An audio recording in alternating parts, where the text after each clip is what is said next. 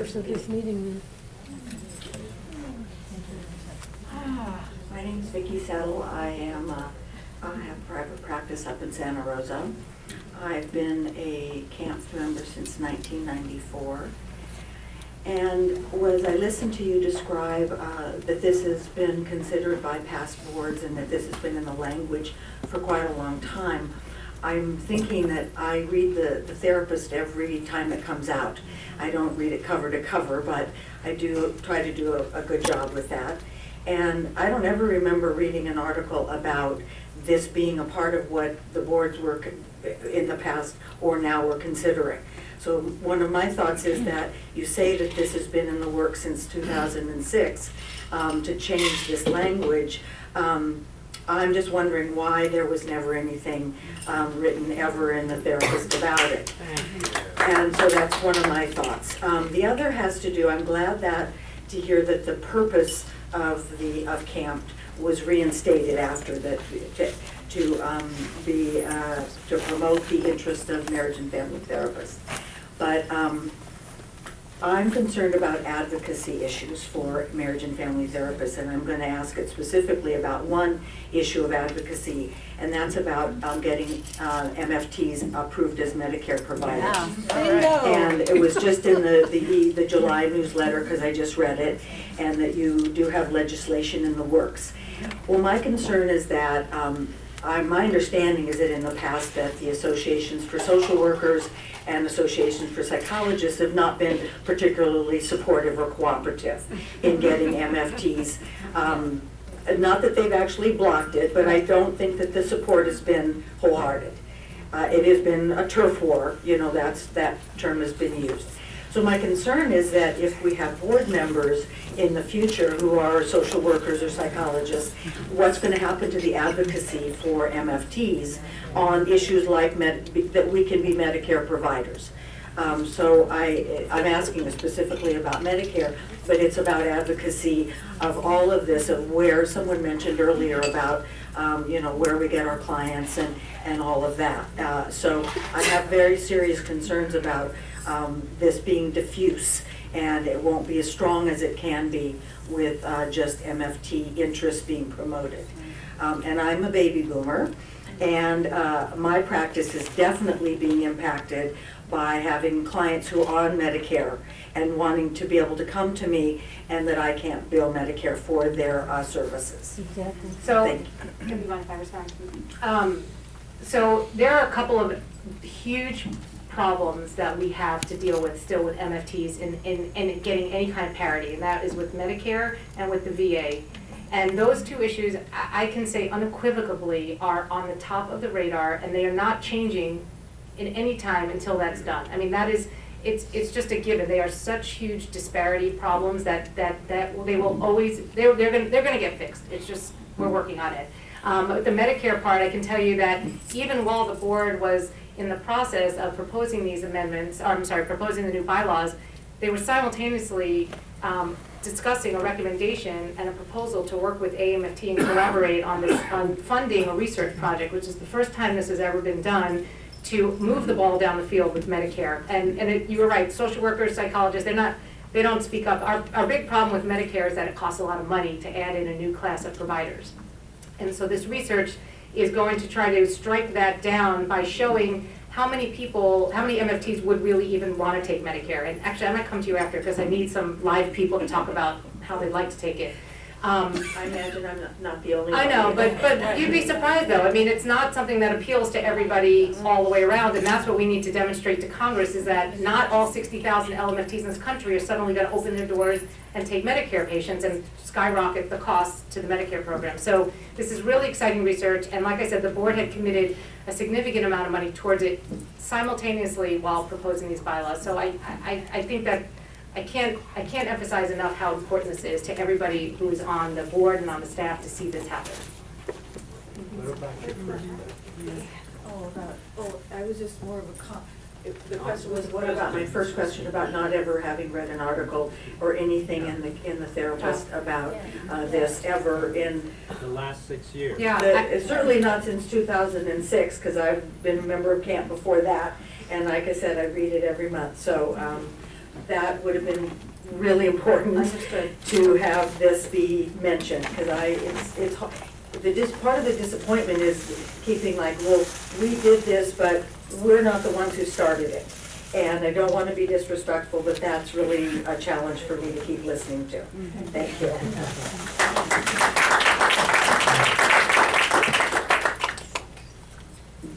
So is there no response to that? So that there are no articles in the Therapist? I think that, you know, I thought if I didn't address it, I meant to address it at the beginning when I said there's sincere regret that we didn't start this communication process earlier and do it in a way that now we understand how members expect to be communicated with. It's fair. It's completely fair expectation. I don't know why it wasn't done in the past. My name is Teresa Koch, and I've been in practice for a long time in Marin and Sonoma counties. Longtime member of CAMFT with one hiatus. And I really never thought I'd get up here and say anything, but I did want to, this is not a real substantive comment, but to address the issue brought up by a couple of other commenters, and also Guillermo, you mentioned it, which is the issue of respect. And I was taking a look at that as I was hearing these comments and wondering why I feel like I'm on the side that's being disrespectful. And it's very painful to be accused of that, and yet I am angry and distrustful. And I realize that I don't feel respected. I don't feel respected. I feel defrauded by the way the process happened. I feel trivialized by the focus on the future and the assumptions being made that are leading to all these changes, which I think are actually very flawed assumptions.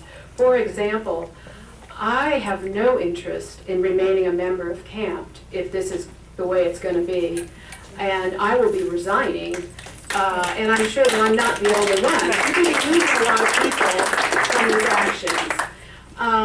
And I really don't know why somebody who's in a different profession and has their own professional organization that's dedicated to their interests would want to join with a bunch of other professions when they have their own organization.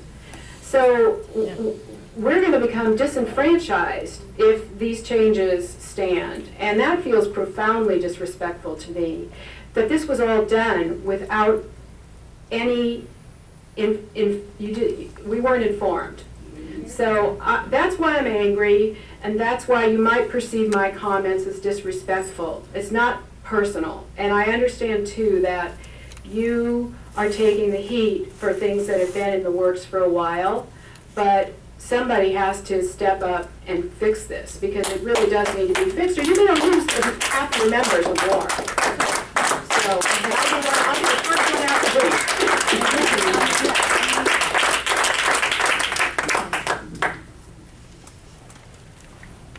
Any responses to that? Okay. I'm Gil Shepard. I'm in Walnut Creek. I'm a family therapist since '76. Another old timer. My specialty is DID, dissociative identity disorder, and ritual abuse. These are the most disenfranchised.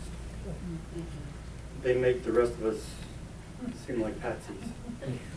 And I have some confusion about some of the things that have been said.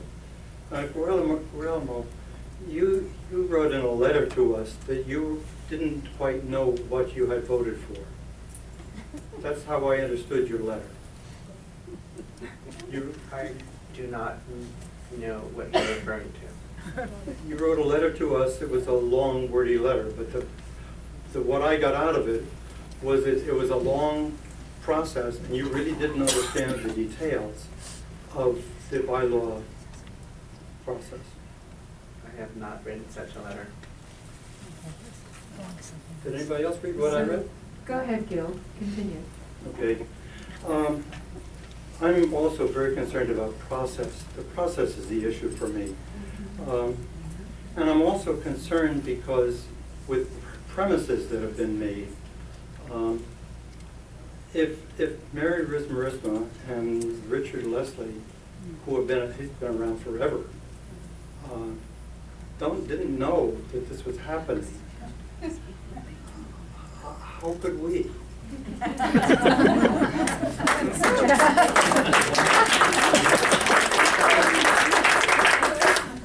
They felt betrayed as having been involved in the organization.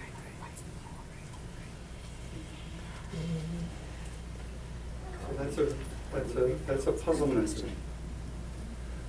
The other puzzlement is when you've talked, Jill, about social workers, that we don't compete with social workers in other organizations.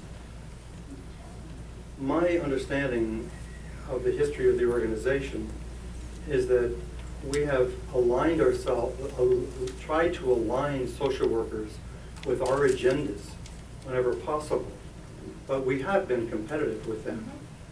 So it's not accurate to say that we have not been competitive. Oh, I was just referring to Medicare when I said that. No, not today, in your writings. I would, if I said that, then it was not clear, because clearly there are turf wars. There's not. Yeah, there's definitely turf And wars. So to include people from other professions, psychiatrists was about as far as an MFT as I can imagine. Psychologists, which are pretty far and very competitive. Social workers, LMFTs, that's a new animal. I don't know. LPCCs, I don't know what's with that one. So I don't know what to say about that. But the social worker thing and the competitive thing and the turf wars, that's been very, very strong. That's why one of the things that Dick Leslie has done so much for us with. From the beginning, he's guided our organization to be competitive. It was precisely that. So we have been mostly competitive. And talking about Dick Leslie, I'd also like to have him back on board.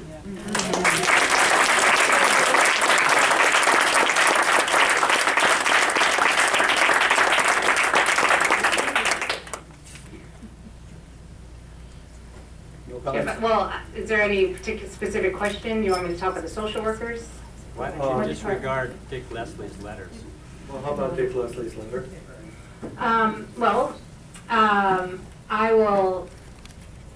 I'll address that by saying that, that Richard and I had a very long conversation on May 8th after his May 6th memo to me. And I had two staff attorneys in the room, and we reviewed every point on his memo. I'll also say that many points in his memo, by the way, have been addressed and through the bylaw change to the purpose, to the reinstatement of the committee language back into the bylaws. So we did have a conversation that his memo to me was not ignored.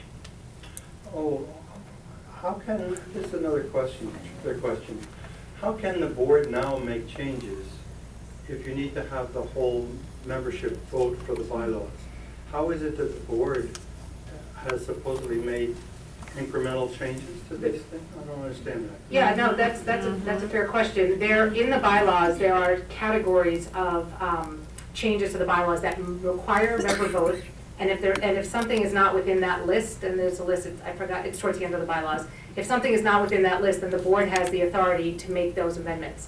Mainly the point in that list, and they're mostly, I believe they're from the corporation code, are to protect voting rights and to protect against a board sort of terms, so that a board can't make an amendment to say board members are here for life, or to restrict someone from being able to vote. So those are the main thrust of the protections that are stated in the bylaws. Somebody presented yesterday an interesting proposal to the bylaws to say that the purpose should have to go to the members for a vote. And I thought that was a really interesting observation. I thought that's something that the board will consider. Yeah, I mean, how can, but the purpose was changed. Yeah, that's. It did not, the purpose is not something that was on that list of that is set, and I believe it's from the corporation code. I'm not positive about that, but the list that's in the bylaws that says what requires member vote. I think that also should be changed. Yeah, I think it's an interesting point.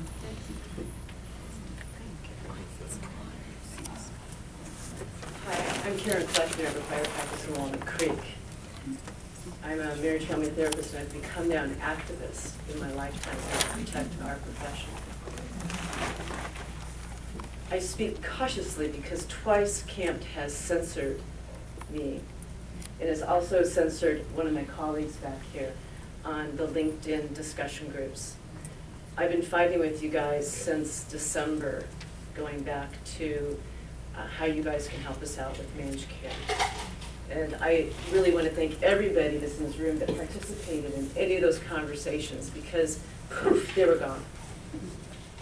And we had no opportunity to save any of those conversations that were very meaningful to me, that I spent many, many hours reading and responding to. And any of those that were participating know exactly what I'm talking about. It was really rich conversations. And poof, without warning, we were just gone. So I feel like I could just disappear right now, because I'm talking quite frankly. To me, someone said earlier about that's disrespectful. I remember I started another conversation going, wow, did I just get censored? Or did everybody else get censored? So I don't know who censored us, who decided to do that, but suddenly we got an email after all that through the discussion groups that we were violating the anti-Sherman Trust laws, which then I thought was very interesting, again, sort of like what's happening with these bylaws right now, that there was a reaction then, which I appreciated, then the therapists, you guys began responding, and you had webinars and all those things to begin discussing with us what the Sherman antitrust law was about. So I appreciate that you addressed it, but I think there's a pattern here with the board. It's reactive. That's a concern I'm having. And I know I try to be proactive and try to teach people to do that. So it's one of my comments, but my question is this. I'm going to take a totally different angle, because everybody said everything the same thing for the last almost 2 hours. Isn't there $6 million in the war chest?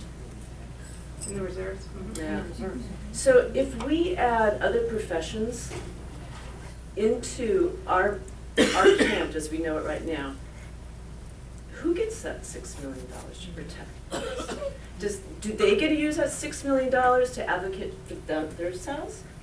Or are we, all of us that for years have been members of camp, that we've given over all the years, suddenly other professions get to use that money? Or does that $6 million go into a trust fund that says, this is for all us boomer chicks out here, and guys that donate it, you guys keep calling us these boomer people that are going away.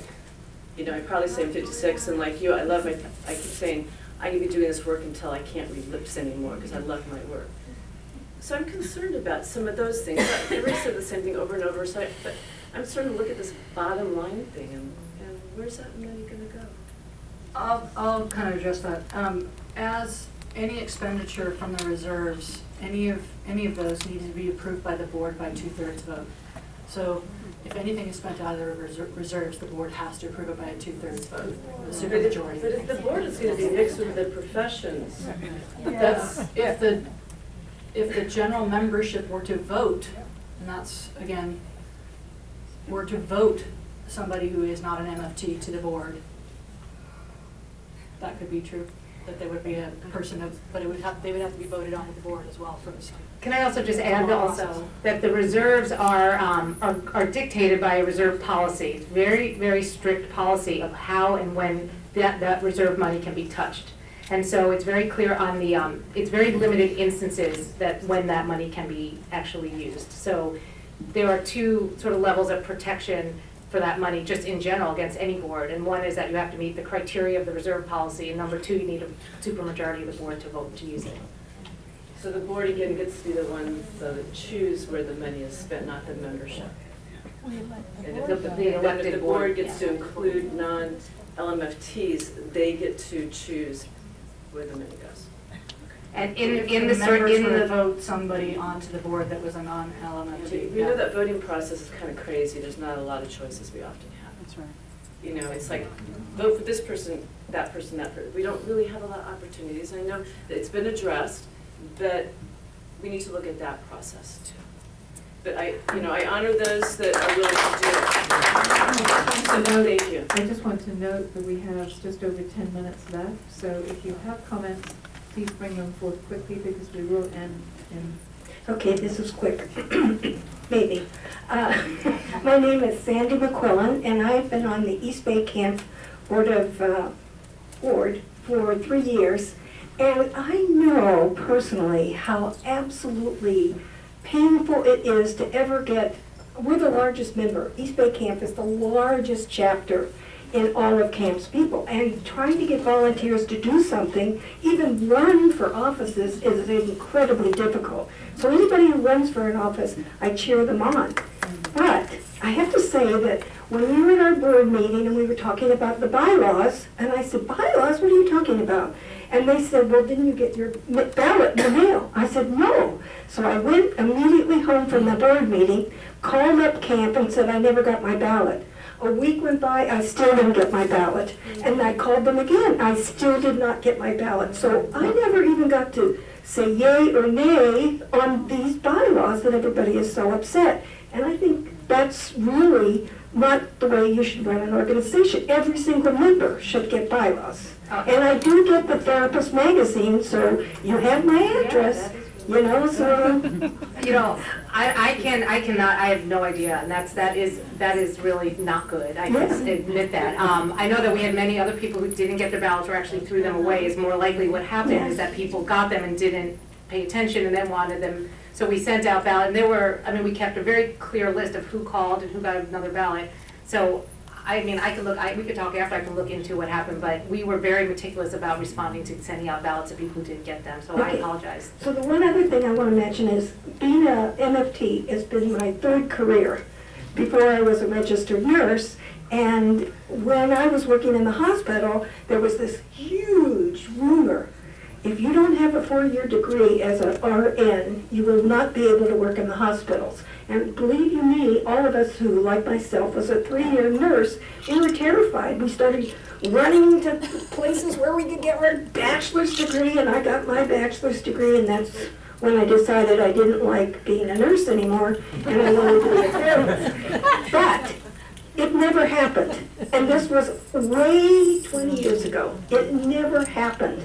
RNs, it doesn't matter how many years you get, you still can get a job. So I think that being an MFT is not something to think about you are not going to be if you go to school when you're 20 and you graduate, you get your hours and you get your license. I think it's a profession, at least in California, it's here for good. And the other thing I would say is, oh no, well, never mind, because we have short time. Hi, my name is Amy Klatskin. I'm in private practice in San Francisco. I got my license just about a year ago, so this is a second career for me, and I intend it to last as long as I can hear people and see people, or maybe just one or the other. So, you know, this is the kind of career that doesn't end at 65, even if we had the money to retire at that point.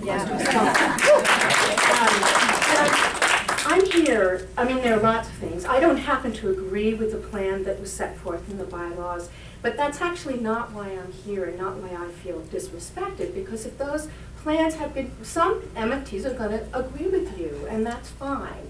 But this should all have been in the open and shared with us in every detail. Months, if not a full year ahead, there should have been an issue of the therapist where this was spelled out. And the fact that this was hidden, which is in fact what happened, makes me feel not only disrespected, but very distrustful of the process, because why on earth would you keep something this important from the membership?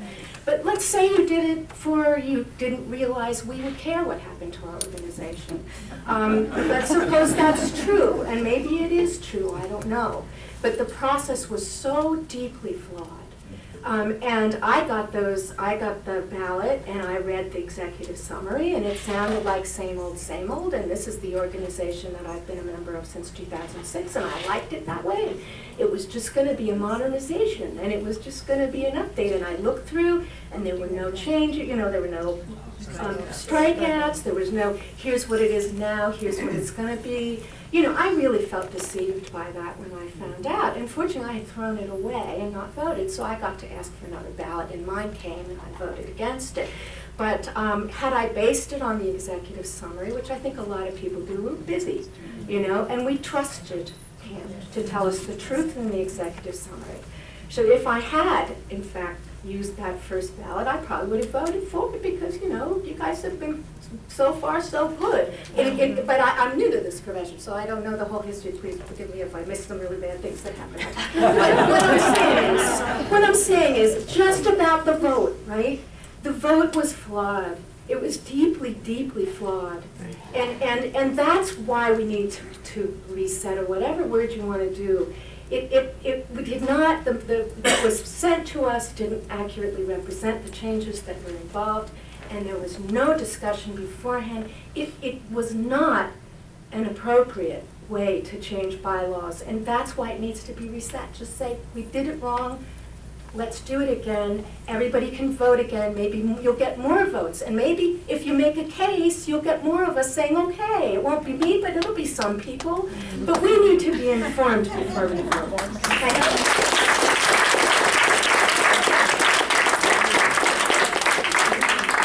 Last two people. Hi, my name is Ben Jones. I'm in the East Bay. I'm newly licensed. This is my retirement program, so I'm going to be around a while. The new retirement program is to basically get a new career and work until you drop. So, and also when I was going through school, there were a lot of MFTs, my colleagues in school, who were older. So I don't think you can go just by the population statistics. You need to find out who's in the profession and who's going to be retiring. Okay, but my biggest thing is, I think there's a really fundamental problem that I haven't heard anybody address yet, and that is that it seems like the board is looking after CAMFT more than it's looking after the members. Right. Yeah, that's exactly. What it seems like is that you're looking to the future and saying there aren't going to be so many MFTs around, there's going to be more LPCCs, and so let's bring the LPCCs in to keep CAMFT alive, rather than trying to look after the MFTs who still need help in the law and all the marketing, all the stuff that MFTs are dealing with in the turf battles against psychiatrists and psychologists and LPCCs. If they come in and even just over a third of the board is are not MFTs, then it's easy for them to block action that will benefit MFTs, and we know from Congress that it's really easy to not do something. So what I'm thinking is, if there are psychiatrists or LPCCs on the board whose financial future depends on keeping MFTs where they are, then it'll be easy for them to block action by CAMFT. So I think that this is an organization for MFTs, and I'd like to know, specifically Jill, my question is, where is your allegiance? Is it to CAMFT or is it to the membership?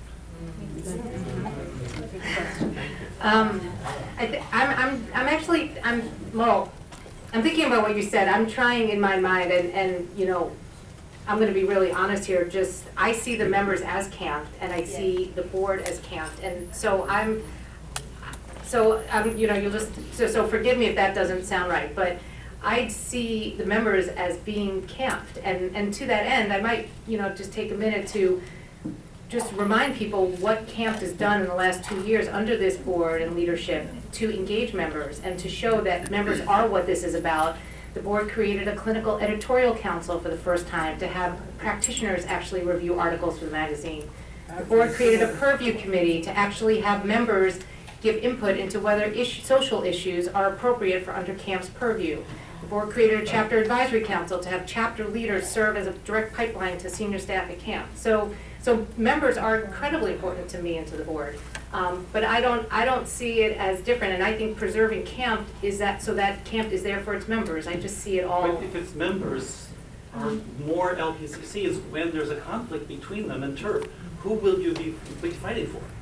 So it seems like this whole thing. I will be retired by the time that happens. I'm pretty confident to say that.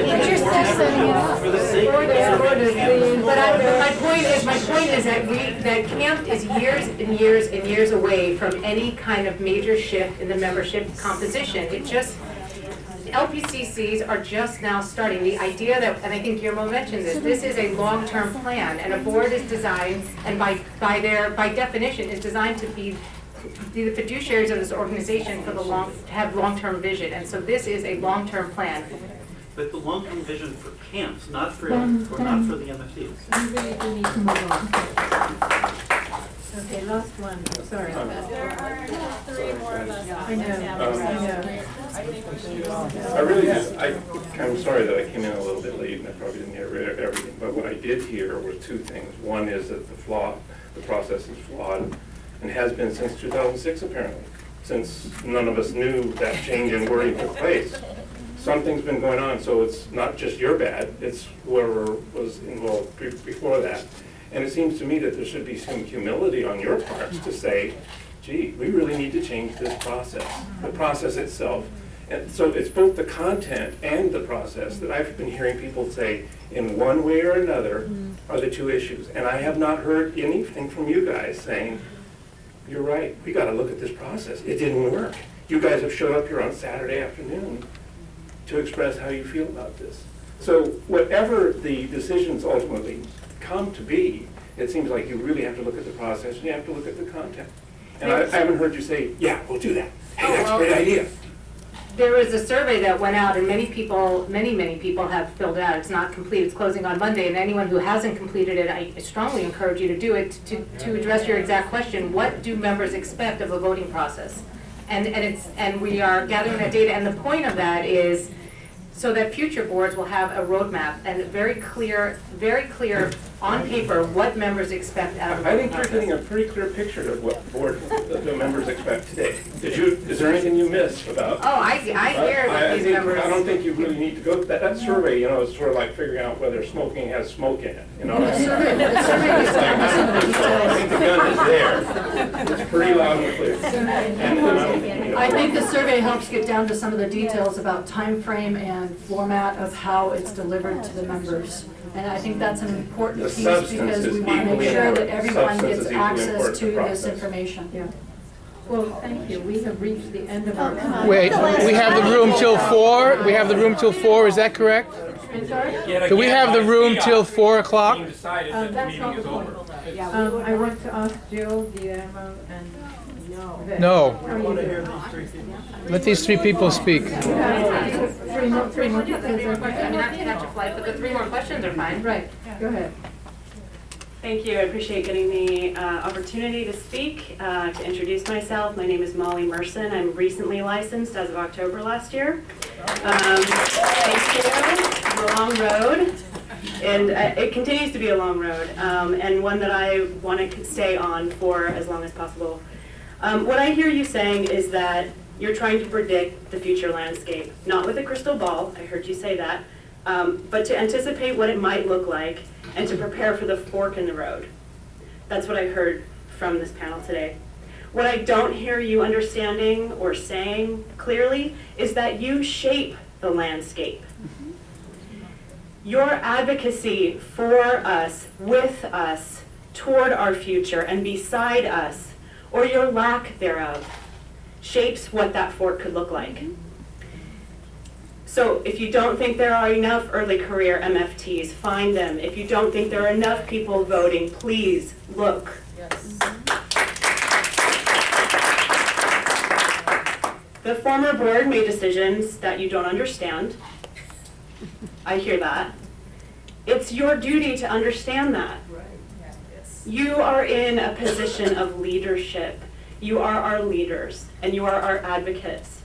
You decided to take this position, to do that, to be that, and we want that.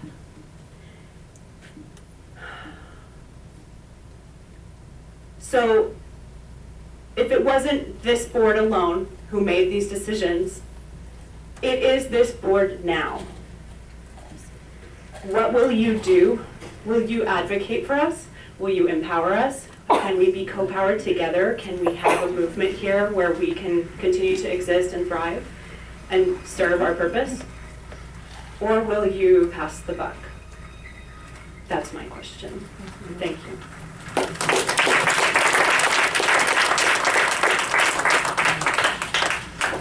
I'm Mallory Guideham. I've been a CAMFT member probably since the beginning. My license number starts with 6,000. And so I just, basically at this point, I want to say that I'm probably going to repeat everything, but I want to do it very succinctly. And the process is what's important. We can figure out the details later. But you didn't ask us, and we want to be asked first, as you are our representatives. And we are all CAMFT, but you're acting as if you're CAMFT.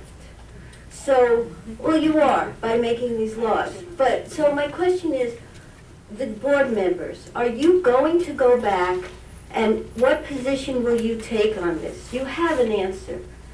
We have talked to you for hours now.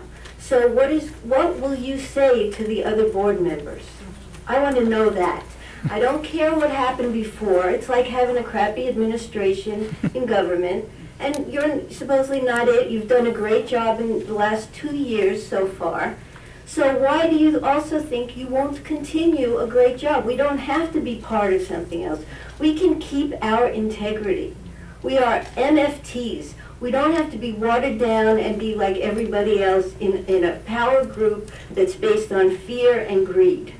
So my question to you is, what will you bring back to the board today in terms of what we are saying about wanting to be asked and you redoing this whole deal with the bylaws? Thank you. I know that when I go back to the board that they will probably ask me how it went up in Marin. That's not what I'm asking. You have done this. How it went up in Marin. And I will say that there are many people in this room who are very upset with the process that we put forth to them. Great, that's not what I'm asking you. I'm asking you personally, you and Guillermo are going to vote in terms of this. If the board puts this to a vote, what will you vote? I don't, and you're not going to like this answer, I don't know. You should know. What do you Because think? I don't have that information, because not all 30,000 people are in this room, and we are hearing from other people. And it's not that I don't value what you've said to me today, and it's not that I don't take what you said to heart. But I also have to be able to respect the other people's decisions around this issue. Okay, given today, without the other people here, hypothetically, what will you vote for? I'm not, you guys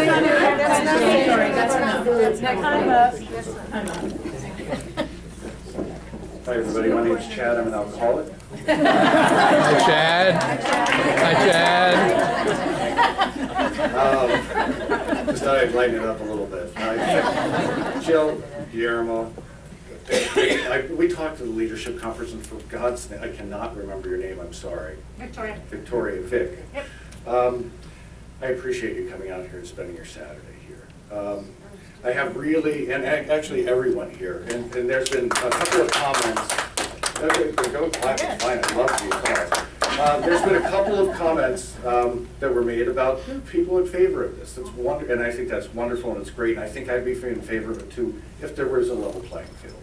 If we had parity, if we were accepted in Medicare and Medi-Cal and Medicaid, because some of us will be crossing state lines. The hope is the license is going to go across state lines. I'm kind of rambling a little bit, so I'm going to just kind of go back around to this. The process was flawed.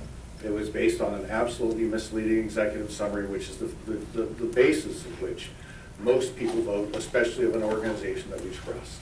That we've trusted since 1962? 64, right, because this is 49 years, thank you. Right now, everybody in CAMFT was invited to this, not just the people who are pissed off. I've heard 2 people say that they're in favor of it, and that's fine. And again, I support it. That's great. Good for those 2. Everybody's voice is more than welcome. It is a community. That's us. There's a problem here, though. The train is continuing to roll down the track. Nobody's stopping. We're adding people who don't belong to our organization and shouldn't belong to our organization right now because we're second-class citizens to them. There's only 2 options at this point, and this is, I don't know any way to say it other than this. There's 2 forks in the room. One is going to repeal the bylaws and reinstate the other one, and the other one is off the cliff. That's about it. I mean, there's over 1,100 people now willing to recall you and fire Jill. Nobody really wants that, I don't think. What we want to do is trust. We want to trust you to do the right thing. Show us that you're going to do the right thing. Repeal this abomination our organization was stolen from us in the middle of the night based on misleading information, absolute just silence, and it's just inexcusable, inappropriate, and probably illegal. But I'm not an attorney, you are. With that, I'm going to be quiet.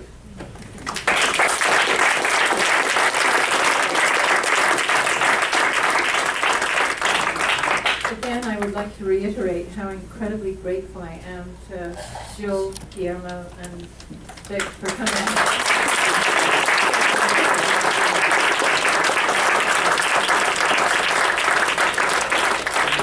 And I would also like to thank every single person who came here in showing your interest and your passion in our organization of marriage and family therapists. So thank you to all of you too.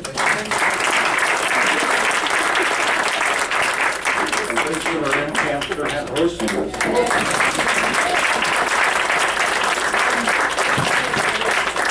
Just to remind you that the room will be available for a while afterwards, so if anyone does want to continue a conversation among themselves, please feel free to do so. Could you ask our visitors if they have any closing statements? I'm sorry, we don't have time for that. You can do closing statements. Oh, yeah. Would you, sorry. Yeah, the CAMFT people. Do you have any closing statements? Yeah, just I wanted to reiterate again, thank you, and to assure everybody here that no comments are going to be disregarded and not taken back to the full board for consideration. Thank you. Thank you all.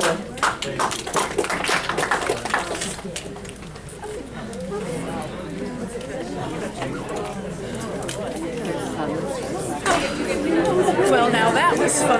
That was great. I hope it came out. There's a saying in Hebrew called grinding water